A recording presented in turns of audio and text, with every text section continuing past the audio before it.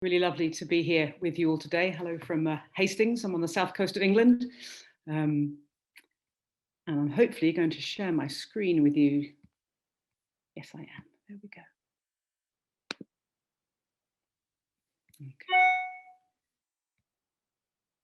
Okay, is that visible? So I met Inga just the other week through a mutual colleague, Rose Fenton, who is a member of Culture Declares. I was asked to come and talk a bit about the movement, which works very much at sort of a cross art form, cross country, cross borders level. Just as context for my organisation, Culture Declares launched just as we were trying to make a real change in how we as an organisation responded to climate emergency. It had been there within our work to some degree, and we also would report as part of funding relationships on how much energy and water, etc., that we use, but these things weren't connected. We didn't have what we're now thinking of as a more holistic approach to how we as a company and how we as a group of artists respond to climate emergency. And Culture Declares has really enabled us as a company to move much further and much deeper than I think we would have done had we just been doing this individually. So I'm one of the coordinators of Culture Declares, which I do partly through my work and partly in my own time. And Culture Declares Emergency launched almost 2 years ago, and is as it says here, is a community of individuals and organisations who have declared climate and ecological emergency. So the starting point is really simple. We don't define what that means to individual declarers. We just give that as a starting platform to anyone who wants to step into this space. And this is just a few of us from one of the first actions that we did in Trafalgar Square in London a couple of years ago. So Culture Declares was one of the first declarer movements. What happened in the UK is that particularly local authorities, actually, so local government, started to declare climate emergency. And in fact, our parliament declared climate emergency. Unfortunately, not our government, who still have some way to go to catch up. But this started off a bit of a chain reaction of declarer movements. And Culture Declares was the first within our sector to make this offer. And it was very much a response, largely from a group of individual artists, to make a start, to say, we need to do something as artists, we need to do something as organizations, and very much facing in two directions, facing ourselves and say, what is our response in the way that we work, but also harnessing our power as communicators, as cultural actors, to speak in a different way about this to audiences. It caught on very quickly. As it says there, we had, I think within a few days, 400 organizations and individuals had declared. Within a year, over 1,000. And it just felt that it really gave people a hook, as it did for my company, to make a start. This was our launch event. We used it as a moment to grab some media attention. We walked a white horse along the Thames River, past all of the big cultural institutions in the centre of London and into the Tate Modern Gallery. And we marched the horse, who behaved himself, I must say, into Tate Modern, and made a very clear and strong declaration of why we felt it was important that the cultural sector becomes more active collectively in this space. So this is our vision, mission and values.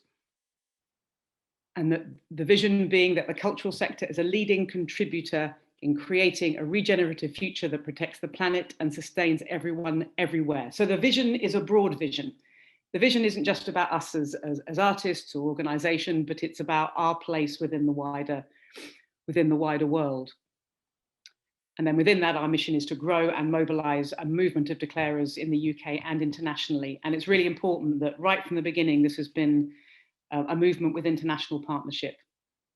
And I'll say a little bit more about that in a moment. And our values are around truth-telling, action-taking, and very importantly, justice-seeking. So as was mentioned, this is an intersectional conversation. And certainly in the UK, the climate movement has and is still dominated by white voices, and Culture Declares is working very hard to make our movement a platform for diverse voices from the beginning. We still have a way to go, I will be honest. And these are the kind of questions we want to ask ourselves, and it is really about what is our response? What is our response, as I said, as people, as organisations, as artists, and as communicators? And this question actually was what we posed to organisations that came to our first event. We had about 400 organisations and artists who gathered at a venue in London to start answering, or at least responding to this kind of question. And since then, we've been invited to hold space at events for other people. This was an event for the museums sector. And Culture Declares has become a really useful platform to ask questions from. We don't claim to have any answers. We don't claim to know. I mean, my company is Touring Theatre. You know, touring is a really, really difficult thing to do sustainably because it relies on taking people and stuff around the world. But that doesn't mean that we can't ask questions. And that's something we've been trying to do in as many different places as we can, and to use that collective voice.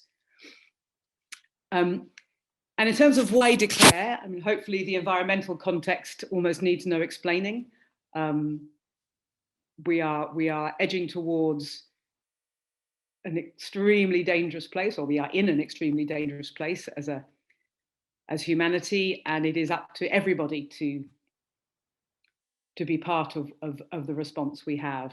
But we also understand that the impacts of climate change and of ecological change are generally on those who are least responsible and most vulnerable. And what is our responsibility? To learn and listen to those voices and to acknowledge our role in creating the situation that we're in now.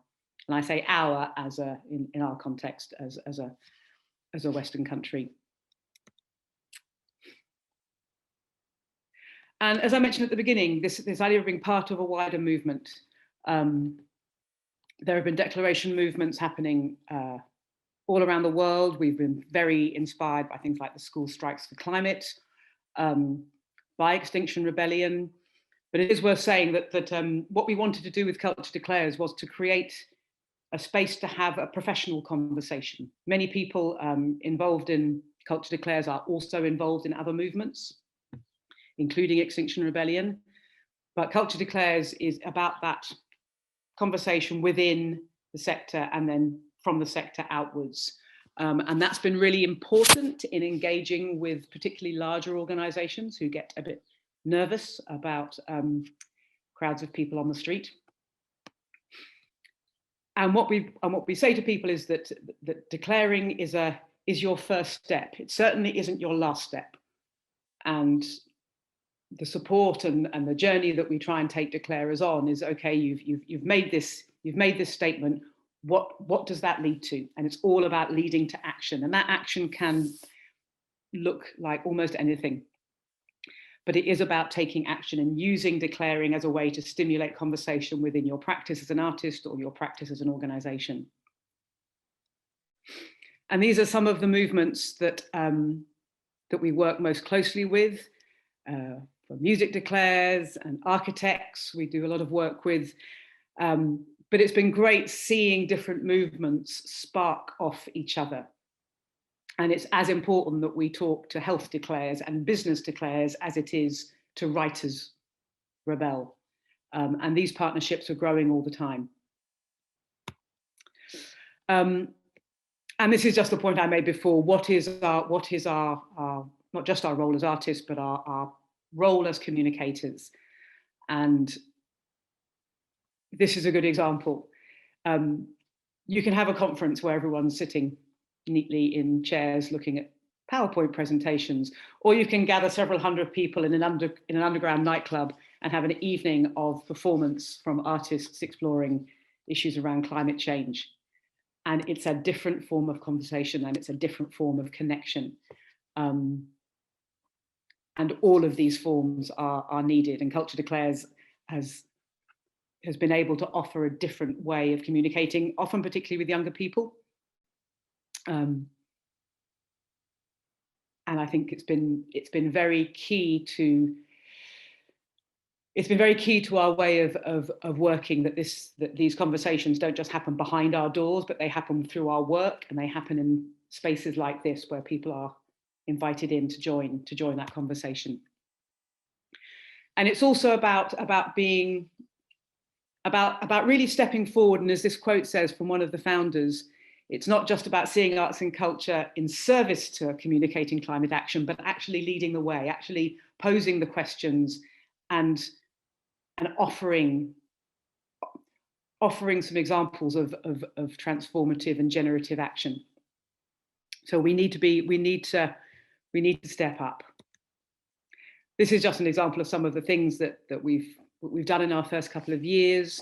It's very much about bringing people together,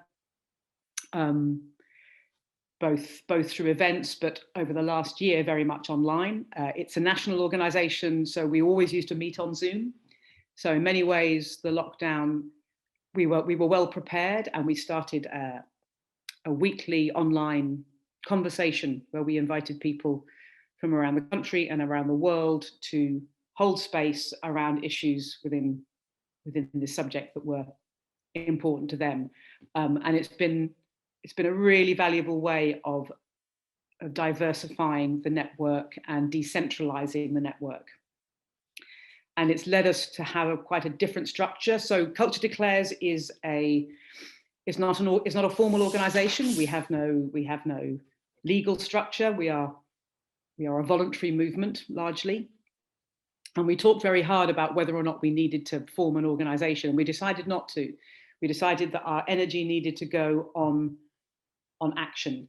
So we have a series of working groups. So people can declare and just go on their own journey, or people can get more involved in Culture Declares through our working group structure, and they cover things like actions and events, alliance building, support for declarers, and so there's lots of different ways that people can connect and contribute to the growing of the movement. And increasingly, what's happened very organically is we have regional hubs. So we now have about 3 or 4 regional hubs in the UK. There have been 3 or 4 international hubs that have started just very organically, and that we share knowledge and experience with. And we're really trying to grow that decentralized way of working. So this doesn't just become one narrow set of voices, but this is the voices right across the Declarer movement. And then also people have formed their own more specific subject declarer movements like Music Declares. So there's lots of different ways, and it's not for us to say how people should go on this journey. We want to inspire and stimulate and encourage people to come on the journey, and then collectively help each other to take more and bigger action. So we now have a group who is here to support others. So like me coming to talk to you today to see if we can stimulate your conversation that's obviously already very much in process. And for Culture Declares to be an ally and a partner in these conversations, in projects, in actions. And it will be fantastic to see where your network progresses from here. So that was just about the working groups. Because it is all about taking creative action. This was an action during the last Extinction Rebellion in London, protesting against airport expansion. I will leave it there. I'm very happy to answer any questions. Yeah, I'm super excited to present today. I'm going to share my screen. So, no, wrong.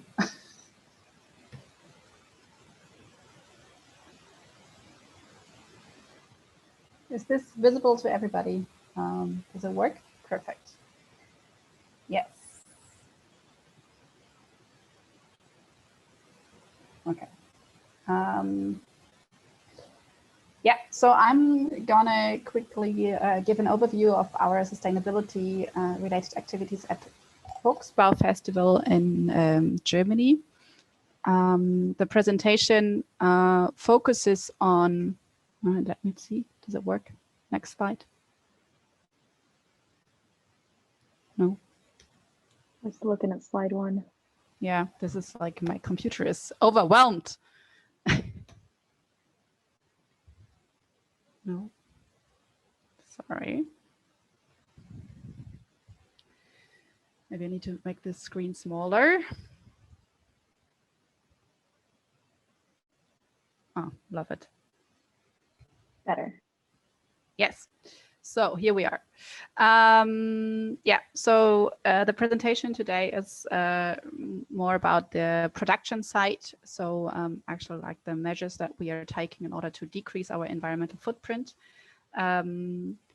However, we're also, as Anna said, like we're as well trying to include different perspectives. So that's actually the idea behind the Fuchsbau Festival, which is the most visible and known event organized by Fuchsbau e.V., which is a collective of young people active in arts, politics, and society that Christopher and myself are part of. And as a collective, we are organizing different formats. So we don't have a music festival as such, but we are organizing workshops, performances, concerts, and exhibitions. And there's always a different topic that we are dealing with every year. And the idea is, of course, yeah, to develop utopias, to look at the status quo of society, and yeah, include different perspectives, both from the global north and the global south, and also different parts of society. So we are focusing on a diverse and interdisciplinary program. Let's see. Love it. Why is this not working?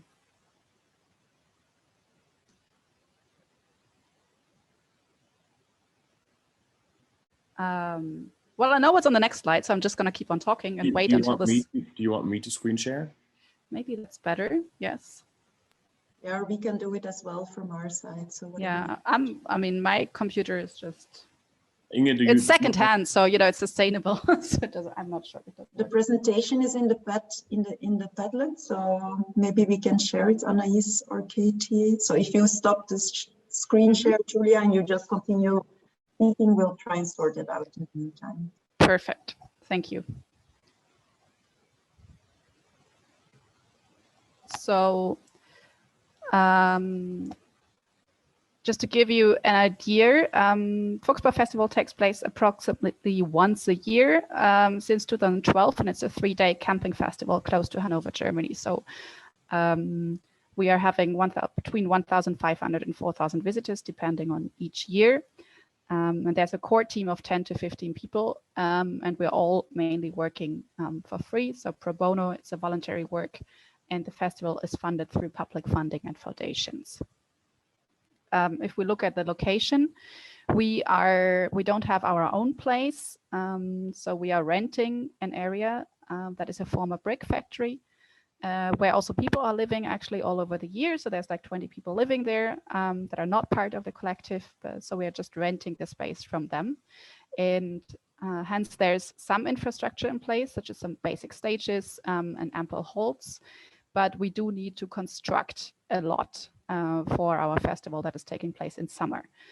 So for instance, we are having stages and stage design that needs to be developed, and that takes usually place the 2 weeks before the actual festival.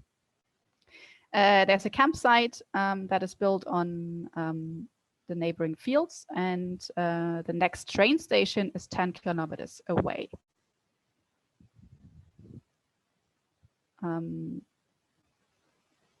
So why sustainability then? We started as a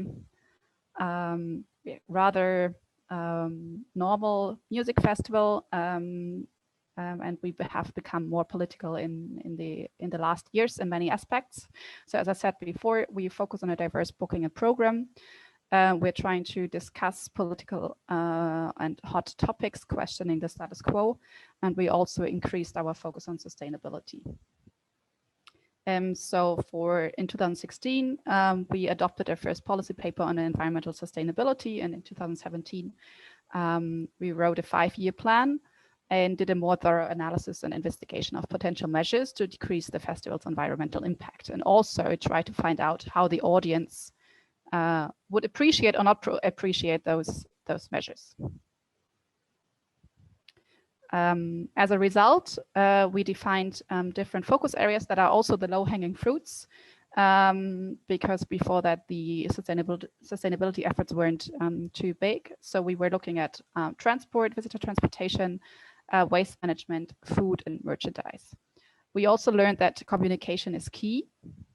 So we are always trying to incorporate the topic, also environmental sustainability, into our discussions at the festival. And we're also trying to engage with our audience, because we learned that people are willing to pay more if they know where their money is going. So to give you a short overview for the focus area merchandise, in 2019, for the very first time, we did a only second-hand collection of our merchandise. So we had a lot of t-shirts, for example, that we bought in second-hand shops, and that got, is a new design. We were working with local artists from Hanover, and even had a little show with the collection, as you can see on this picture.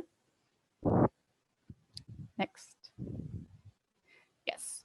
Then we're looking at food and waste management. So we decided that we are only offering vegetarian food at the festival. In 2019, we for the first time only had, we excluded single-use tableware from the backstage area, and the normal coffee pots, etc., that we were buying, we also bought in second-hand shops. That wasn't always easy, because we sometimes had to look over the whole area to find the coffee cups again, because people were just like walking away with them because they are so used to have a coffee to go. So that was quite an effort for us as well. And in 2019, also we, for the first time, were separating waste into paper, plastics, and residual waste. And for that purpose, we also wrote like a little introduction. In German, we would say, we called it the Erklärbär. So it's like a little sheet of paper where people are actually educated about like what counts as paper, what doesn't count as paper, etc., and which waste to use. However, as studies are saying, 80% of the festival's CO2 emissions are issued by audience travel.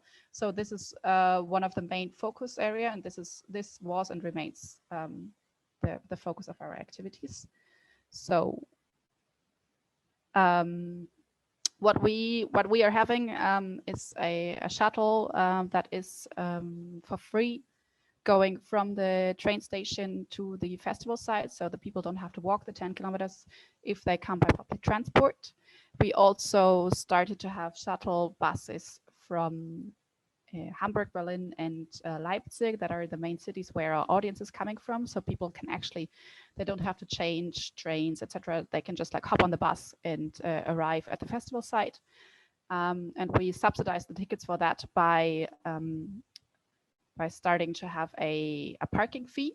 And for the parking fee, we also were very clearly and communicated like, why are we having the parking fee? Why are we introducing the parking fee? And people, we learned that people are having quite a good understanding of like what we're using the money for.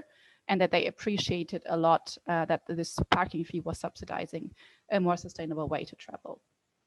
And then finally, in 2019, we also worked together with a Bestellsupermarkt. So it's the idea here is that people usually take the car to go to a camping festival because they need to drink their food, they need to bring their drinks, they need to bring their tents, etc. So the less people need to bring to the campsite, the bigger is the likelihood that people will actually travel by public transport, will arrive by public transport, and hence we made it possible that people can order online before what they want to eat, what they want to drink, and then we buy it with one truck in a local supermarket, and people can pick it up on the Friday afternoon and Saturday morning, and so they're covered for the whole festival weekend and can easily arrive by public transport. However, we want to do more as usual, but as Anna has already said, money is always an issue. And from our side, it's also time, because as I said, we are a group of people working voluntarily, we're working pro bono. So of course, every project that is an add-on to the festival is a lot of fun and it's definitely worth it, but it also takes time to be implemented. And another obstacle is the uncertain future regarding our location, because if you want to do like major investments into infrastructure, for example, solar panels for more sustainable energy, etc., it makes only sense if you know that you're going to run the festival for the next 10 years. And we are not sure we're going to run the festival for the next 10 years. And second, we also don't know if we run it for the next 10 years, if we're going to run it in this location, because the likelihood that it's being sold is there as well. So we are not sure what is going to happen there. So we only are able to look from year to year. And that's it. Thank you.